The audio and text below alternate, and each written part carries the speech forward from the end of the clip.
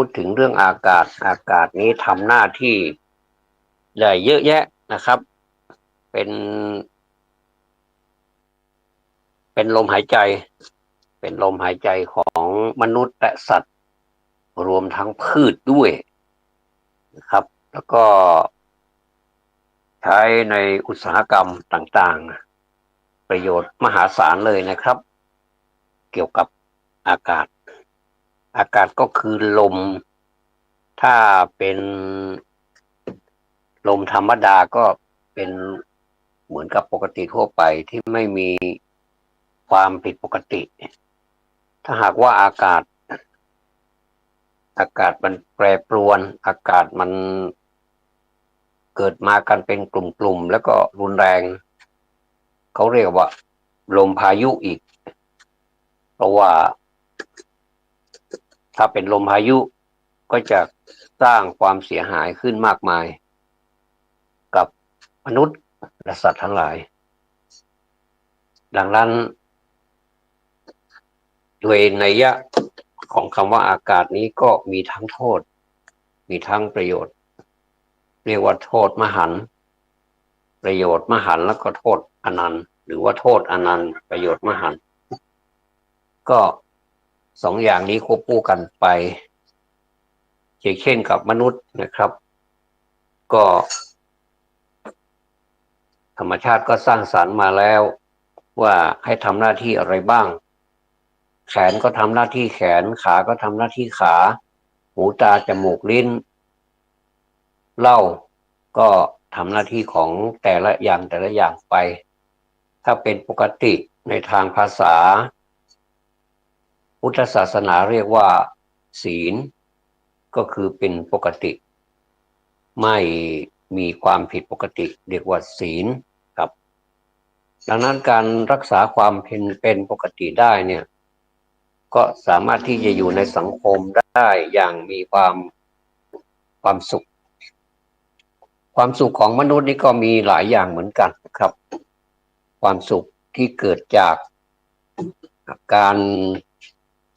ประกอบคุณความดีการบำเพ็ญตนให้เป็นประโยชน์แก่สังคมอันนี้ก็เป็นความสุขอย่างหนึ่งแล้วก็ความสุขของวัยรุ่นหนุ่มสาวก็ถือเป็นความสุขมิติหนึ่งความสุขของคนที่อยู่ในวัยทำงานก็มีความสุขอีกอย่างหนึ่งความสุขของคนกลางคนก็มีความสุขอีกอย่างหนึ่งอันนี้ก็คนกลางคนนี้ก็ประมาณว่ากำลังทำงานอยู่แต่ถ้าถึงเวลา60 ปีตามที่มนุษย์ได้จัดสรรสมมุติเอาว่าเป็นวัยที่ต้องเกษียณหรือว่าต้องหยุดการทำงานแล้วอันนี้ก็เรียกว่าสว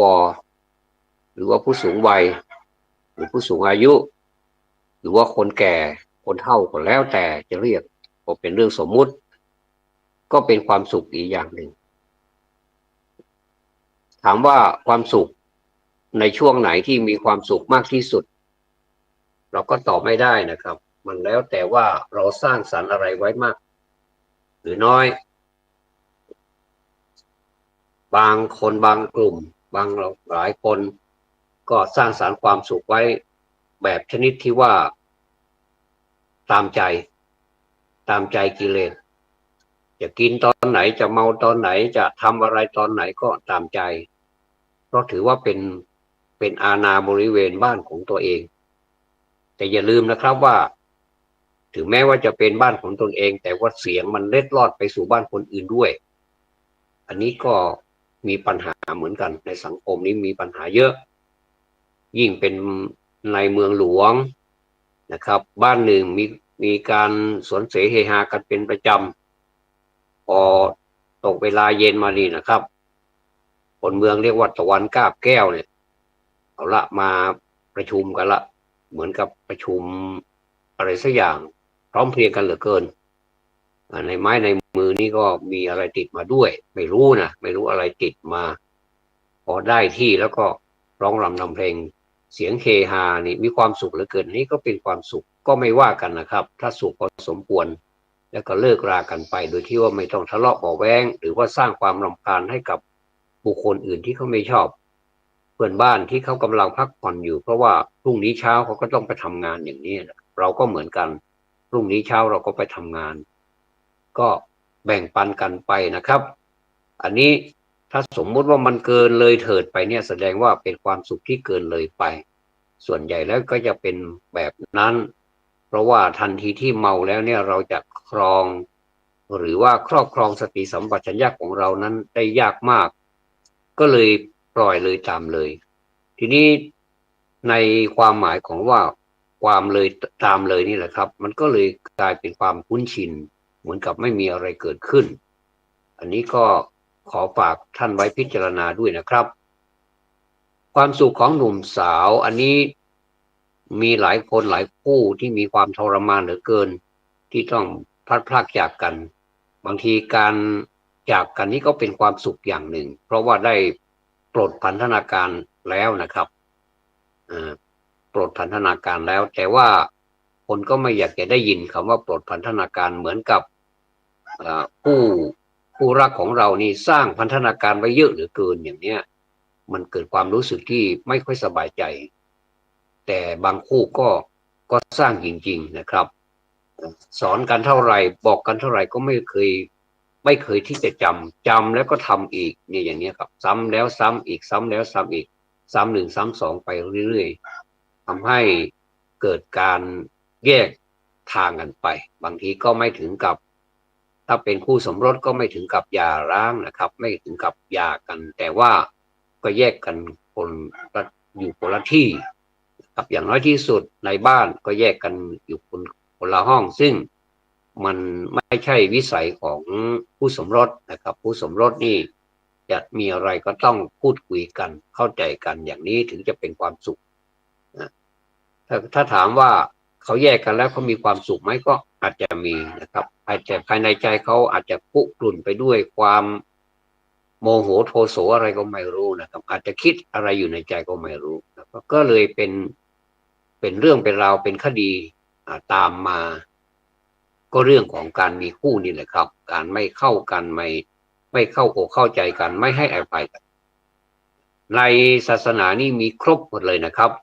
ถ้าให้อภัยก็เรียกว่าอภัยทานการให้โอกาสก็ถือเป็นสิ่งที่ดีการให้คำสั่งสอนการตักเตือนกันนี่ก็ถือว่าเป็นการชี้ทางที่มันถูกชี้ทางออกบอกทางถูก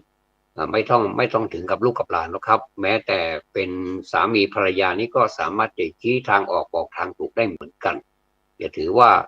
ตัวเองก็โตแล้วใหญ่แล้วมีหน้ามีตาแล้วนี่ใครจะมาบอกมาสั่งสอนนี่ไม่ได้เด็ดขาดนอกจากตัวเองเท่านั้นอันนี้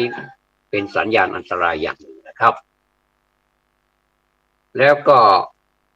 พูดถึงความรักความสุขนะครับความสุขในวัยที่กำลังเมื่อกี้ก็ข้ามไปหน่อยนะครับในวัยศึกษาวัยเล่าเรียนอันนี้เราจะลืมไม่ได้เพราะว่าตอนที่เราเป็นนักเรียนนะครับมีความสุขเหลือเกินเราก็มีเพื่อนฝูงเยอะนะครับรู้สึกว่าธรรมชาติมันจะแบ่งนะครับมันจะแบ่งว่ากลุ่มใครเป็นกลุ่มใครอันนี้นี่มันเป็นธรรมชาติของมันเองนะครับโดยที่ว่าไม่มีใครสอนก็เป็นไปตามธรรมชาติและก็ยุติธรรมแล้วนะครับว่าสำหรับคนที่ชอบสงบก็จะไหลไปสู่บุคคลที่ชอบสงบคนที่มีความเพลิดเพลินหรือว่าสง่าผ่าเผยหรือว่าร่าเริงแจ่มใสก็จะไหลไปสู่ความร่าเริงแจ่มใสคนที่ชอบแกล้งชอบที่จะทำให้คนอื่นเดือดร้อนและมีความสุขอย่างนี้เขาก็จะจัดกันเป็นกลุ่มเป็นเซตใครเซตมันนะครับแต่ว่ากลุ่มที่สามารถมารวมกันได้ก็จะมีกลุ่มที่สง่าผ่าเผยหรือว่าร่าเริงแจ่มใสเนี่ยก็มารวมกับกลุ่มที่มีรักความสงบนะครับรักศิลปะรักความสงบ รักเรียนมีวินัยในตัวเองเนี่ยเขาก็มักจะโคจรมาพบกันอันนี้ก็ไม่ต้องไม่ต้องแปลกใจนะครับเพราะว่าธรรมชาติมันสร้างสรรค์ธรรมชาติสร้างสรรค์ดังนั้นเมื่อต่างคนก็ต่างจบจากสถาบันแล้วเนี่ยนะครับเราถือว่าโรงเรียนเล็กๆก็ตามมาถือว่าเป็นสถาบันหนึ่งนะครับเราจึงมักจะได้ยินว่าอำลาสถาบันแม้จะเป็นชั้นประถมในเมืองนอกเมืองก็ตามเรียกว่าสถาบันแสดงว่าสถาบันนี่มันยิ่งใหญ่นะครับสถาบันนี่มันยิ่งใหญ่จริงๆเพราะว่าเรากว่าที่เราจะมาถึงจุดนี้ได้เนี่ยนะครับสถาบันนี้อาจจะเป็นสถาบันไปถึงตั้งแต่อนุบาลไปจนถึงชั้นประถมก็ถือว่าเป็นสถาบันมีหลายโรงเรียนนะครับที่เรียกว่ายังเป็นสถาบันบางโรงเรียนก็มีตั้งแต่ชั้นเล็กๆไปจนถึงม.คือมัธยมนะครับมัธยมศึกษาบางทีก็มัธยมศึกษาต้นนะครับบางทีก็มีหลายโรงเรียนที่เป็นถึงมัธยมศึกษาตอนปลายนะไม่ว่าจะเป็นระดับไหนก็ตามก็เรียกว่าสถาบันครับสถาบันอย่างพระพุทธศาสนานี่ก็เรียกว่าสถาบันศาสนาแต่เราไม่เรียกว่าสถาบันพุทธศาสนาไม่เรียกเราว่าศาสนาไปเลยนะครับนะทีนี้เมื่อเขามารวมกลุ่มกันได้แล้วคนที่ชอบแกล้งเพื่อนล่ะเขาก็จะไปรวมกลุ่มกับคนที่ชอบแกล้งเพื่อนแล้วก็จะพากันไปแกล้งเพื่อนแล้วก็มีความสุขเหลือเกินนะครับแล้วก็ในที่สุดเขาเหล่านั้นก็ได้เพาะพลังของการแกล้งเพาะพลังแห่ง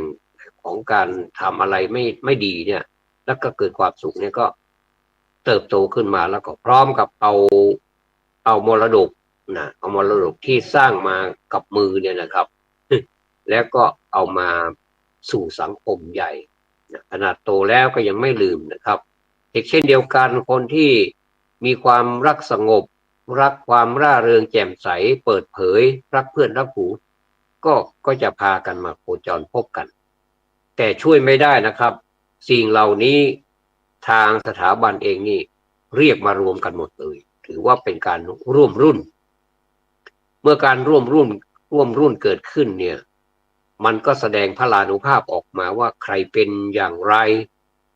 คนนี้มีความรักคนนี้มีความรักสถาบันทำคุณงามความดีกับสถาบันไว้มากสง่าผ่าเผยเทวดาก็ยังรักเลยเทวดาเห็นเทวดาก็ยังรักแต่ตรงกันข้ามกับคนที่สร้างความเสื่อมเสียกับสถาบันไม่ว่าทั้งข้างนอกสถาบันข้างในสถาบันเนี่ย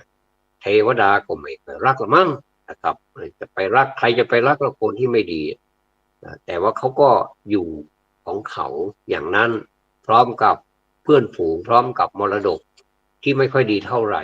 ครับเอามาใช้ในสังคมจึงเกิดปัญหาในสังคมนี้มากมายนะครับอันนี้พูดถึงในวัยเรียนพอมาถึงวัยทำงานเนี่ยเราก็ทำงานกันจังเลยนะทำงานกันจังเลยหามรุ่งหามค่ำไม่รู้จักเหน็ดจักเหนื่อยไม่รู้จักอะไรที่เรียกว่าบุกนะบุกลูกเดียวบุกลูกเดียวเขียวลูกพ่อเนี่ยนะก็คือโอ้สบายมากว่างั้นเถอะนะสบายมากเรื่องการนี่ไม่ต้องห่วงนะครับไม่ว่าจะเป็นเวลาที่ทำงานเองก็มีพละกำลังแล้วก็การบำรุงสุขภาพร่างกายก็รู้สึกเต็มเปี่ยมแสดงว่าวัยนี้นี่เป็นวัยที่พร้อมที่จะสร้างเนื้อสร้างตัวจนในวันหนึ่งก็จะวันเวลามันก็ผ่านไปหมุนเวียนเปลี่ยนไปการเวลาก็เปลี่ยนไปก็จากปีหนึ่งก็กลายเป็นหลายปีก็เป็น10 ปี20 ปีบางทีก็เป็น30 ปีแล้วแต่อายุของงานแล้วแต่เราจะเริ่มสตาร์ทงานว่าเข้าตั้งแต่เมื่อไหร่เริ่มทำงานตั้งแต่เมื่อไหร่แล้วก็ออกมาสู่โลกที่ไม่ใช่เป็นเวทีของการทำงานก็คือ60 ปีโดยปกตินะครับ แต่หลายท่านอายุ60 ปีแล้วก็ดูยังมีไฟอยู่ก็ยังมีพละกำลังเหลือเฟือที่เหมือนกับยังไม่ได้เกษียณก็แสดงความยินดีด้วยแสดงว่าเขารักษาสุขภาพเขาไว้ดีมากแต่บางคนก็โทรมเหลือเกินมันก็อยู่ที่กรรมใครบุญมันนะครับการรักษาสุขภาพหรือว่าโครงสร้างของแต่ละคนบางคนอ้วนบางคนผอมบางคนปานกลางมันก็หุ่นนี้คนเรานี้ก็ไม่เหมือนกันสักอย่างนะครับแต่อวัยวะของเรานี้เรียกเหมือนกันหมดเลยภายในอวัยวะของเราภายในตัวของเราเนี่ยนะครับเต็มไปด้วยเครื่องจักรกลมากมายที่มันสามารถทำงานได้โดยปกติโดยที่ว่าทางการแพทย์นี่